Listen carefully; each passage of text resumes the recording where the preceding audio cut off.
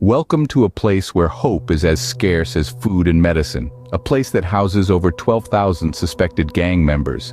Depicted as the nucleus of despair, the El Salvador mega prison is a chilling testament to the dire conditions that humans can endure. Life here is a daily struggle, where the scarcity of basic resources like food and medicine is a harsh reality. Imagine an existence where sustenance is a luxury, not a given. A world where the ailing and the vulnerable are left to fend for themselves, without the basic medical care that every individual deserves. This prison, with its deplorable conditions, bears a haunting resemblance to the concentration camps of yore. Here the walls do not just confine bodies, but they shroud a myriad of human rights violations that persist unabated. Despite all the promises and assurances, the grim reality of this place is far from the principles of human rights it claims to uphold. In the deafening silence of the prison corridors, the echoes of torture and violence persist.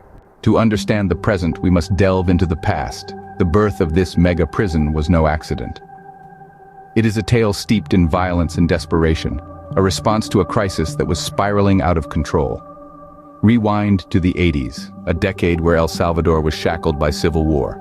The streets were a battleground, a place where survival was the only rule. As the war ended, the combatants vanished, but the battlefield remained. This time, it was not soldiers but gangs who claimed the blood-stained streets as their own. The violence escalated and the people lived in fear. The gangs, Mara Salvatrucha 13 and Kale 18, grew more powerful and more ruthless with each passing day. In the midst of this chaos, a leader emerged. President Nayib Bukele, a man determined to reclaim his nation from the clutches of violence. His strategy was bold and controversial. He decided to combat national violence head-on. The solution? A mega-prison, a place where these gang members could be contained, a fortress designed to hold the beasts of El Salvador's streets. This prison was not built for rehabilitation but for containment.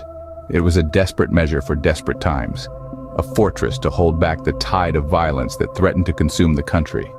It was, in every sense, a beast born out of the ashes of civil unrest. The conditions were dire, the treatment harsh, but the goal was singular: to restore peace to the streets of El Salvador. Thus, from the ashes of civil unrest, the mega prison was born. The prison walls hold more than just criminals. They hold stories of despair and desperation. Picture a place where over 12,000 suspected gang members are crammed together, their daily reality a struggle for survival. Food is scarce, medical care, even more so. The pleas for sustenance, for treatment, reverberate through the overcrowded cells, a haunting symphony of human suffering. They're members of violent gangs, yes. But strip away the labels, the crimes, the hardened exteriors, and what remains? Humans. Individuals who, like anyone else, are entitled to basic rights. To food, to healthcare, to dignity. Yet within these walls, these rights seem to be forgotten, lost amidst the clamor for justice and retribution. Despite the harsh conditions, the inmates persist, their voices merging into a collective cry for help. A plea for humanity to remember them, to acknowledge their existence as more than just criminals. Behind these walls, the pleas for humanity continue to echo. The El Salvador mega prison is a chilling testament to the unresolved dilemma of crime and punishment. This imposing fortress, housing over 12,000 suspected gang members, has become a focal point of criticism for its harsh conditions. Its concrete walls and iron bars, confining thousands of souls, echo with tales of human rights violations.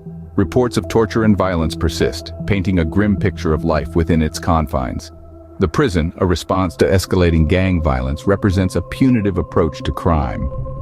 Built on the premise of retribution, it's a stark example of what some might call a necessary evil. However, this approach has come under fire. Critics argue that these conditions do little to curb crime, but rather intensify the cycle of violence. The question then arises, are such harsh measures effective in tackling crime, or do they merely perpetuate the cycle of violence and criminality? This dilemma isn't unique to El Salvador. It's a global issue that forces us to reevaluate our perspectives on crime and punishment. The balance between punishment and rehabilitation is a tough one to strike. Looking to the future, the implications of this situation are profound. If the goal is to reduce crime, then perhaps our focus needs to shift towards rehabilitation rather than retribution. We need to ask ourselves, are we doing enough to break the cycle of crime, or are we just stoking the flames of an ever-growing fire? The El Salvador mega prison stands as a stark reminder of our struggle between retribution and rehabilitation.